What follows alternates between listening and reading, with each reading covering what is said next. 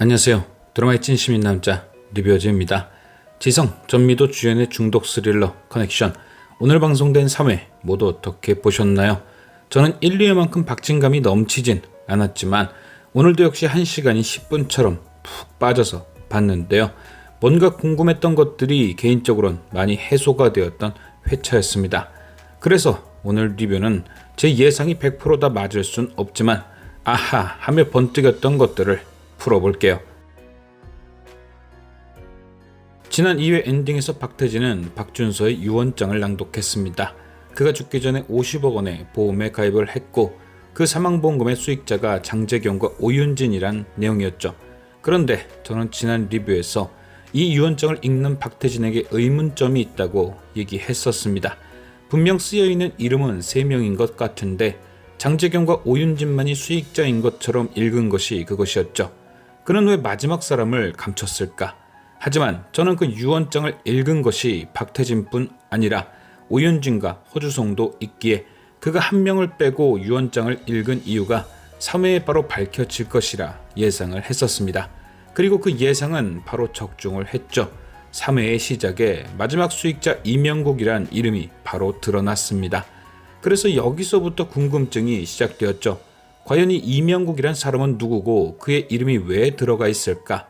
저는 박준서가 장재경, 오윤진을 수익자로 정한 이유가 자신의 죽음을 두 사람이 파헤쳐 주기를 바라서였다고 예상했습니다. 한 명은 경찰, 한 명은 기자, 무언가를 조사하고 파헤치기 완벽한 조합이니까요. 그럼 분명 이 이명국이란 사람도 뭔가 역할이 있기에 수익자의 이름이 적혀 있었다는 건데 왠지 그 역할이 경찰과 기자처럼 1차원적이진 않았습니다. 경찰인 장재경이 조사를 해볼 정도로 친분이 있지도 않았고 허주송이 보여준 인적사항 속 나이를 봤을 때 이들과 비슷한 연배의 친구도 아니었으니까요. 뭔가 더욱더 궁금해지기 시작했죠. 그런데 그렇게 막 여기저기 머리를 쓰고 있었을 때 오윤진의 입에서 아주 소중한 정보가 튀어나왔습니다. 바로 그 사람이 오윤진에게 제보 전화를 했었던 것. 자신은 금형약품의 연구원이고 자신이 다니던 회사의 내부 고발을 해야겠다는 연락. 처음 오윤진은 썩 내켜하지 않았지만 그 제보자가 폐암 말기라는 얘기를 듣고 혹했다고 했죠. 더 이상 잃을 게 없는 사람의 제보는 확실한 제보일 거라면서요. 그런데 그 사람이 약속 당일부터 지금까지 실종 상태였고 그래서 오윤진은 그 사람을 완벽하게 기억하고 있었습니다. 이 얘기로 이명국의 큰 실마리가 풀렸죠. 그 역시도 어찌됐든 금영그룹 원정수와 연결이 되어 있구나. 하지만 이것만 가지고는 그가 누구인지 알게 되었지만 왜 수익자인 건지는 알기 어려웠죠. 그래서 드라마를 계속 쭉 보는데 의외의 장소에서 이명국이 등장합니다. 바로 장재경과 오윤진이 그 사람을 찾기 위해 찾아간 그 사람의 집에서 시신으로 발견이 된 거죠. 이게 뭐지? 죽은 사람이 무슨 역할이 있었을까? 왜 이 사람이 수익자로 이름이 올라 있을까? 그렇게 처음부터 천천히 드라마를 다시 복귀해보다가 결국 이명국의 역할을 알아냈습니다. 박준서가 이명국을 수익자로 올려놓은 이유, 그가 바로 장재경, 오윤진에게 주는 첫 번째 힌트였던 겁니다. 자, 그럼 도대체 이명국이 왜 거기서 시체로 발견된 것인지 지금부터 제 뇌피셜을 풀어보겠습니다. 일단 안현씨의 레몬뽕이 돌게 된 이유, 그건 오늘 마수대가 레몬뽕에 대해 브리핑을 할 때 정현주 팀장의 입을 통해 힌트가 나왔죠. 이 약의 특성상 누군가가 단기간에 돈을 벌기 위해 만든 약 같다. 원정수는 지금 아버지인 원창호에게 재개발 사업에 대해 뭔가를 보여줘야 할 때입니다.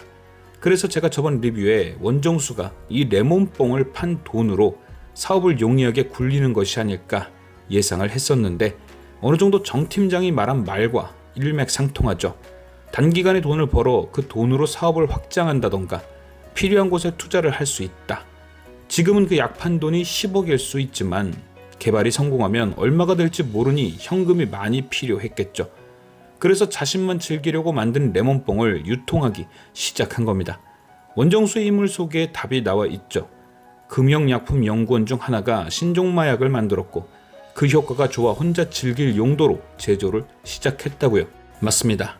그러니까 레몬뽕은 처음 원정수 개인의 즐길 거리였지만 갑자기 사업에 투자할 돈이 필요했고 그래서 그걸 뿌리기 시작한 거죠.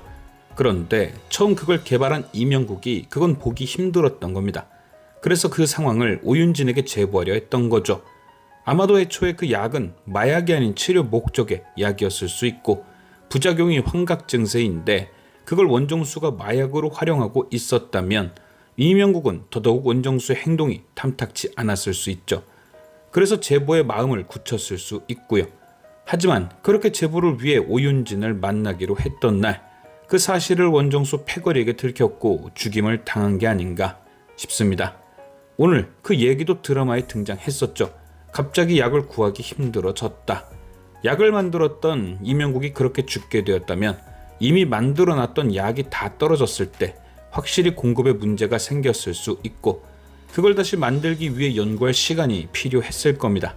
함께 연구하던 연구진이더라도 확실한 화학식 없이는 똑같이 만들기 힘들었을 테니까요. 그래서 이러한 이유로 약이 다시 만들어질 때까지 잠깐 품귀 현상이 생겼던 거죠. 그런데 과연 그렇게 죽었던 이명국의 시신이 왜 그의 집 안방에서 발견되었을까요? 그건 오늘 장재경이 그 집에 갔을 때를 잘 보면 답을 찾을 수 있습니다. 일단 방문에 두껍게 발라진 테이프, 그리고 공기가 잘 통하지 않도록 여러 번 꽁꽁 비닐로 묶어놓은 시신. 이건 이명국의 시신을 감추기 위한 용도가 아닌 보존하기 위한 용도입니다. 시신을 본 오윤진이 얘기했듯 감추려 했다면 굳이 발견되기 가장 쉬운 집에 저렇게 놓아두진 않았겠죠. 결국 이 시신을 여기에 가져다 두는 사람은 장재경과 오윤진이 이명국의 시신을 통해 무언가를 알아내기 바랐던 사람, 즉 박준서였을 겁니다. 그가 이명국의 시신을 냉동한 채로 보존해 두었다가 자신이 죽기 직전 그의 집 안방에 가져다 놓은 거죠. 분명 자신이 유언장에 이명국의 이름을 남겨두면 장재경과 오윤진이 여기를 가장 먼저 와볼 것이란 걸 알았을 테니까요. 그래서 냄새가 진동해 누군가 눈치채지 못하게 방문을 막아두고 최대한 부패가 늦게 진행되도록 얼어있던 상태 그대로 그곳에 두었을 겁니다. 그래야 하나라도 더 조사를 할 테니까요. 그러니까 이 모든 걸 세팅해 놓고 유언장에 이명국의 이름을 적어둔 거죠. 아마 박준서도 자신이 죽을 날을 어느 정도는 알고 있었던 것 같습니다. 혹은 모든 진실을 밝히기 위해 진짜 살자를 했을 수도 있고요. 왜냐, 이 모든 걸 진행하려면 박준서는 자기가 죽을 날을 무조건 알아야 하잖아요. 적어도 이명국이 썩기 전에 발견되었어야 하니까요. 어떻게 이명국 시신에 대한 궁금증이 조금 풀리셨나요? 그런데 오늘 엔딩도 뭔가 쎄했죠. 장재경이 김창수 형사에게 주소를 알려준 뒤 바로 화염병이 날아온 거. 이래부터 되게 수상했는데 오늘 이후로 더욱더 의심하면서 그를 지켜봐야 할 듯합니다. 과연 박준서는 어떤 진실을 장재경에게 보여주려 하는 것일지. 지금까지 시청해주신 여러분께 감사드리며 리뷰저는 또 다른 리뷰로 돌아오겠습니다.